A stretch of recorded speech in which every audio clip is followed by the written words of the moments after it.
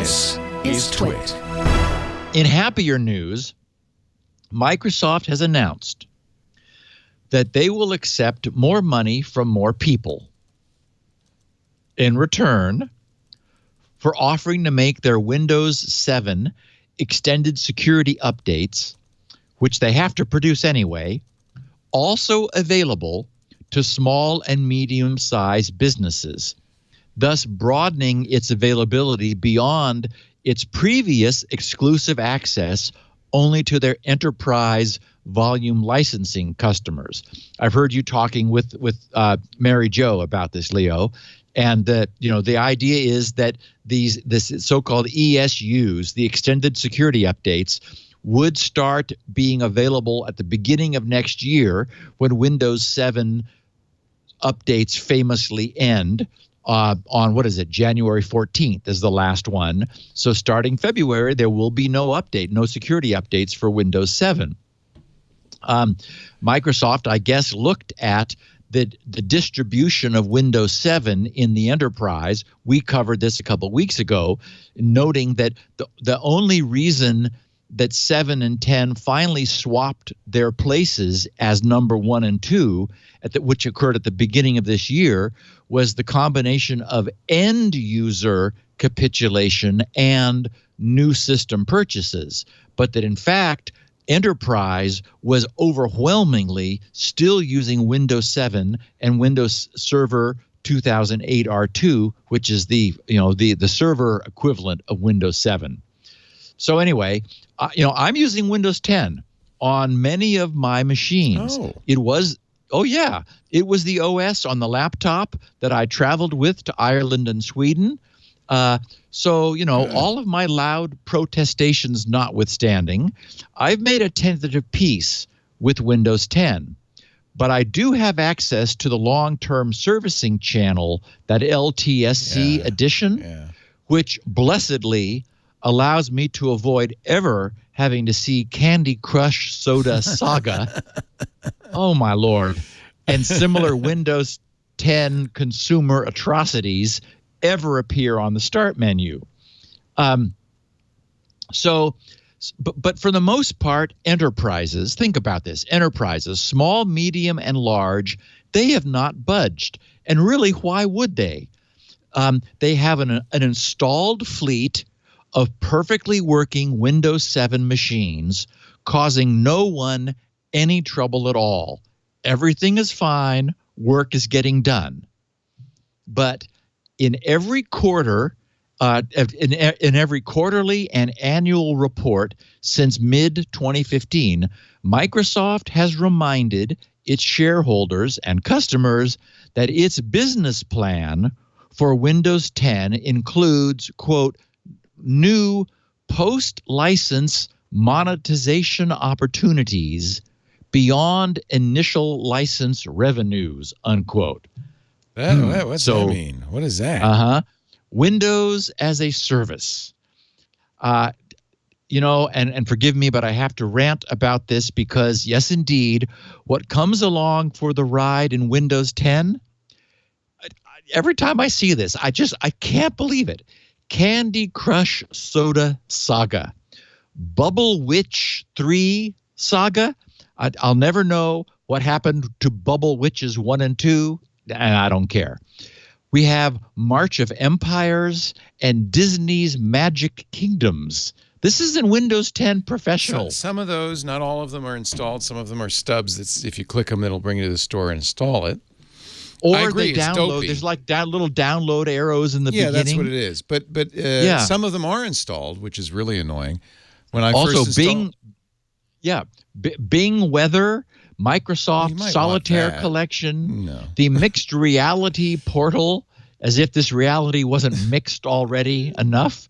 Microsoft People, whoever they are, Skype, the store purchase app.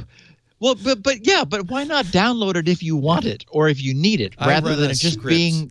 When I first run Windows, I run a PowerShell script that deletes everything from the App Store except the App Store, and then you have the choice of doing that. The other thing I do is I delete all the tiles. That's a little more manual process, but then you have a traditional start menu without any of those silly tiles. There's even Zune crap in there, Leo. Yeah, like two Zune things. Let's keep that success alive. Anyway, I can't. So Microsoft is imagining that enterprises, small, medium, or large, would want to jump on this. Oh my God. So anyway, Microsoft is now saying that they will allow all of those businesses which long ago already purchased and paid for their Windows 7 licenses to continue using them rather than submit to what Microsoft has deliberately created in Windows 10. If those businesses will effectively repurchase Windows 7 licenses every year moving forward. And remember that what we're really purchasing is the privilege of continuing to receive monthly patches for all of the myriad bugs and mistakes which Microsoft already made in the past and continues to make with every update to their software. I mean, if this isn't the definition of a racket, by the way, I've never seen every year one. The amount you have to pay to continue to use Windows 7 doubles. Goes up. Now, anybody who's studied exponentiation will know that it rapidly becomes untenable. They don't want you to do this for very long. It's just awful. So I do imagine, yes, you're right, Leo, and this is where you remind us about Linux. I do imagine that this will be a nice new revenue source for Microsoft. If given a choice, businesses won't move to Windows 10 ever. Right. They certainly are not doing so now. Eventually, hardware will die. Yes. And those replacement PCs will come with Windows 10 decked out with all of its myriad, quote, post-license revenue, unquote, sources pre-installed. So, I am truly sympathetic to Microsoft's need to stop servicing their older operating systems. I am. But the only option they have given us is to move to a replacement OS that no one wants because of what they have done in this effort to create an ongoing revenue stream for themselves. And to my mind, that's not okay. Yeah. Jared Spataro, corporate vice president from Microsoft 365, said, quote, "Today, we are announcing that through January 2023, we will extend the availability of paid Windows 7 extended security updates to businesses of all sizes. Starting on December 1st, 2019, businesses of any size can purchase ESU through the Cloud Solution Provider Program. This means that customers can work with their partners to get the security they need for a price while they make their way to Windows 10. Right. So Linux. Linux, yes. I love Linux. In fact, I don't buy a PC anymore unless I first check to make sure that should I decide to at some point, I can take off Windows 10 and put Linux on it.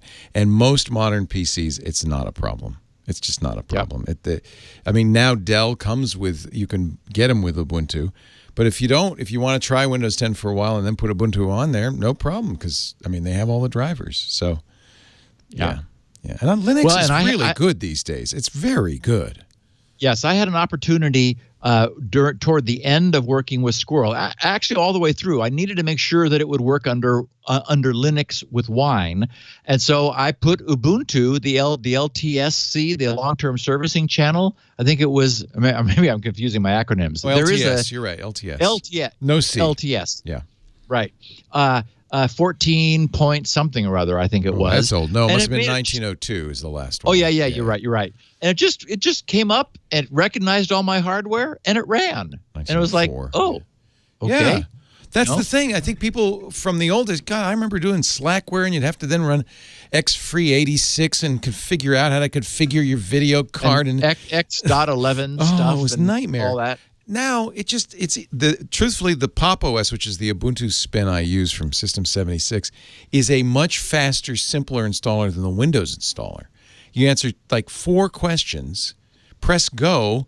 5 minutes later, you have a fully installed running system that works. It's easy now. I mean, I'm sitting in front of Pop! OS on a Lenovo laptop right now. I love it.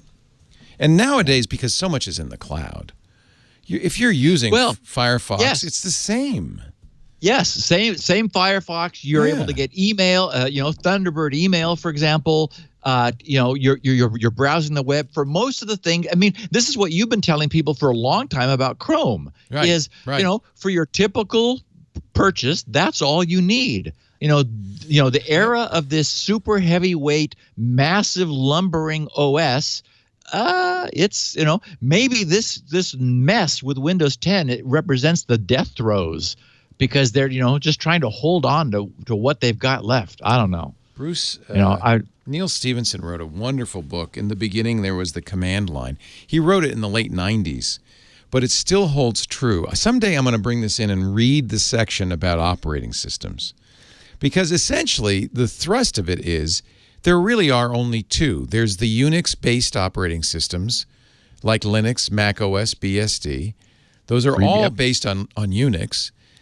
Yep. And then there's Windows. and there's no reason to use Windows because operating systems aren't that complex. The problems have been solved for decades. There's only a commercial reason to keep doing new versions of Windows. Well, I would say they are complex, but they've been growing for decades. And, this is our argument about the idea of China deciding they're going to create their own Chinese OS from scratch. It's like, you can't. It's just not possible. Don't do it. But the point is, no one exactly. No one needs to. Don't reinvent the wheel. They invented it. If you don't, exactly. And if China, if you're listening, Russia, if you're listening, no, they're China, all listening. Well, actually, China did have a Red Linux for a long time that they used. That was and that would be the thing to do. I mean, yes, do vet it, but don't try to recreate it from scratch. Yeah. You'll go back to the abacus if you try to do that. Doesn't make any sense.